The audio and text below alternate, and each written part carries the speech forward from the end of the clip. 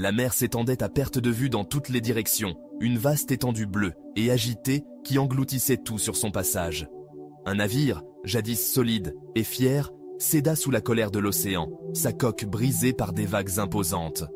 L'embarcation sombra dans l'abîme, emportant avec elle toutes les âmes à bord, sauf une. Un homme, meurtri mais vivant, s'accrocha à un morceau de bois flottant, porté par les courants jusqu'à une côte inconnue. Il s'éveilla sur une île déserte, entourée de sable et de silence, le poids de sa survie pesant lourdement sur son cœur. L'île était un lieu solitaire, épargné par la main de l'homme. Quelques arbres épars parsemèrent le paysage, leurs racines enchevêtrées dans la terre, tandis que le rythme incessant des vagues s'écrasant contre la rive devint son seul compagnon. Les jours se fondirent en semaines, et l'homme, poussé par un espoir vacillant, s'agenouillait chaque matin sur le sable, les yeux tournés vers le ciel. Il priait Dieu, ces mots une supplication désespérée pour être secouru, pour un signe qu'il n'avait pas été oublié. Mais l'horizon restait vide, la mer n'offrait aucune réponse. Refusant de céder au désespoir, il consacra son énergie à la survie. Il explora l'île à la recherche de ressources, ramassant du bois flotté et des lianes pour construire un abri modeste. La structure était rudimentaire, un assemblage de bois récupéré et de feuilles, mais elle le protégeait de la chaleur écrasante du soleil et des pluies occasionnelles. Il apprit à pêcher, ses mains devinrent calleuses à force de tisser des filets avec des plantes fibreuses. Les noix de coco, fendues contre des roches déchiquetées, lui procurèrent de la nourriture. Chaque petite victoire, attraper un poisson, consolider l'abri, semblait un défi lancé à la solitude de l'île. Pourtant, sous sa détermination, une douleur silencieuse persistait. Il aspirait à être secouru, à retrouver le monde qu'il avait perdu. Le temps passait, marqué seulement par le lever et le coucher du soleil. Ses prières continuaient, inébranlables dans leur intensité, bien que le doute commençât à s'infiltrer dans son cœur. Le silence de la mer se moquait de sa foi, et le paysage immuable de l'île semblait refléter son sentiment croissant d'abandon. Pourtant, il s'accrochait à la routine, trouvant du réconfort dans le rythme de la survie. Il entretenait son abri, réparait ses filets et gardait les yeux fixés sur l'horizon, espérant une voile, une ombre, n'importe quoi pour briser la monotonie. Un soir, alors que le ciel s'embrasait d'orange au coucher du soleil, il alluma un petit feu pour cuire son repas. Les flammes dansaient, affamées et sauvages, tandis qu'il faisait rôtir un poisson sur les braises. Épuisé par le labeur de la journée, il s'éloigna pour ramasser plus de bois, sans remarquer l'étincelle qui sauta du feu aux feuilles sèches de son abri. Les flammes se propagèrent rapidement, dévorant avidement la fragile structure. Il revint pour trouver son sanctuaire englouti, l'abri qu'il avait construit avec tant d'efforts réduit en cendres. La fumée s'élevait dans le ciel, une colonne sombre montant contre la lumière déclinante. La colère l'envahit, brute et dévorante.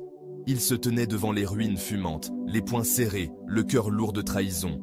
Il avait prié, il avait enduré, il avait survécu contre toute attente, et pourtant cette perte semblait un châtiment cruel.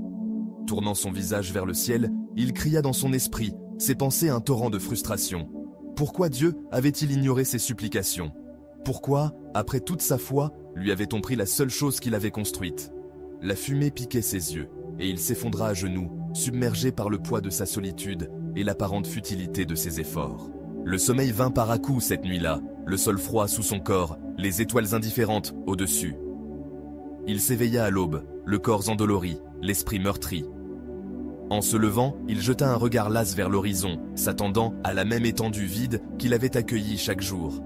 Mais cette fois, quelque chose était différent. Une forme, faible mais indéniable, brisait la ligne où la mer rencontrait le ciel. Un bateau.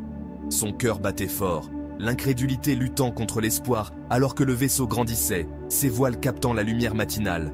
Il était réel, il approchait. Le bateau mouilla près de la rive et un petit canot fut mis à l'eau. Des hommes ramèrent vers la plage, leurs visages marqués par la détermination. Lorsqu'ils atteignirent le sable, l'homme avança en chancelant, ses jambes affaiblies par le soulagement. Le capitaine, une figure burinée aux yeux fermes, posa le pied sur la plage. L'homme, la voix tremblante dans ses pensées, demanda comment ils l'avaient retrouvé, comment ils avaient su qu'il était là. Le capitaine pointa le ciel, où des traces légères de fumée persistaient encore du feu qui avait consumé l'abri. La colonne avait été leur phare, un signal suffisamment haut pour attirer leur attention à des milles de distance. Ils avaient vu la fumée et étaient revenus enquêter, s'attendant à trouver quelqu'un dans le besoin. Le souffle de l'homme se coupa. Le feu, ce qu'il avait maudit, la perte qui avait brisé son esprit, avait été son salut. Les larmes montèrent à ses yeux, débordant alors qu'il s'effondrait à nouveau sur le sable, cette fois en gratitude. À cet instant, il comprit. Ses prières n'avaient pas été ignorées, elles avaient été exaucées d'une manière qu'il n'aurait pu prévoir. La destruction de son abri, la perte qu'il avait pleurée, était devenue le signal qui avait attiré le secours. Ce qu'il avait vu comme un cruel twist du destin était, en vérité, un pas vers sa délivrance. Alors que le canot le portait vers le bateau, l'île rapetissant derrière lui, il ressentit un changement profond en lui. L'amertume qu'il avait consumée la veille s'était dissipée, remplacée par une admiration silencieuse. Il pensa aux jours passés à attendre, à l'abri construit de ses propres mains, au feu qui semblait tout détruire. Chaque moment, chaque épreuve avait fait partie d'un dessein plus grand qu'il n'aurait pu comprendre au cœur de sa lutte. Son cœur se gonfla de gratitude, non seulement pour son sauvetage, mais pour la leçon gravée dans son âme. La mer s'étendait devant lui une fois encore, mais cette fois, elle le ramenait chez lui. L'homme ferma les yeux, offrant une prière silencieuse de remerciement, non pour ce qu'il avait planifié, mais pour ce qui lui avait été donné. Il avait appris que les échecs de la vie, ses pertes, n'étaient pas toujours ce qu'il semblait. Parfois, les choses qui paraissaient briser les rêves étaient les forces mêmes qui ouvraient la voie à quelque chose de plus grand. Les plans auxquels il s'était accroché, les résultats pour lesquels il avait prié, étaient petits comparés au tissage complexe du dessein qui se déployait au-delà de sa compréhension. Dans les cendres de son abri, il n'avait pas trouvé le désespoir, mais l'espoir, un rappel que, même dans les moments les plus sombres, un plan plus grand était à l'œuvre, toujours plus vaste, plus sage et parfaitement orchestré.